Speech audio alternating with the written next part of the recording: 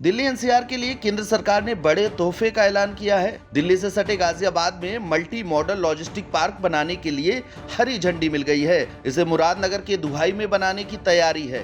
दरअसल दुहाई वो जगह है जो कनेक्टिविटी के लिहाज से सबसे बेहतर है, क्योंकि यहाँ इसके पास eastern peripheral expressway, northern peripheral road, Delhi Meerut road, high speed train के अलावा रेलवे की भी कनेक्टिविटी है।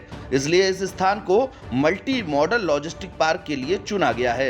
इस प्रोजेक्ट में जमीन की जिम्मेदारी जीडीए की होगी। 700 करोड़ रुपए की लागत से बनने वाले इस पार्क से लोगों को हवाई, सड़क, रेल और जलमार्ग से संपर्क की सीधी सुविधा प्राप्त होगी। इसे भारत सरकार की महत्वाकांक्षी प्रोजेक्ट भारत माला परियोजना के तहत विकसित किया जा रहा है। यहाँ आपको बताते चले कि केंद्र सरकार ने देश भर में 35 मल्टी मॉडल लॉजिस्टिक बनाने का फैसला किया है।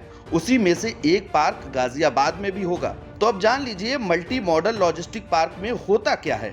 ये खाद्य और दूसरे सामानों को स्टोर करने का आधुनिक सिस्टम है। इसमें कोल्ड स्टोरेज जैसी सुविधाएं होती हैं। पार्क के दूसरे हिस्से से माल को लेकर स्टॉक किया जाता है। जरूरत के हिसाब से लोकल शहरों में सप्लाई की जाती है।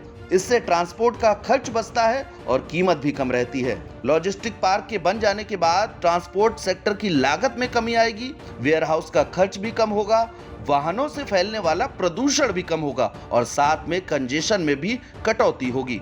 अभी देश में लॉजिस्टिक कॉस्ट दूसरे देशों के मुकाबले काफी ज्यादा है।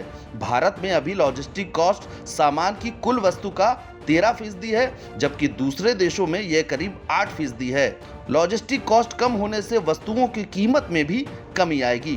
ब्यूरो रिपोर्ट, दिल्ली तक।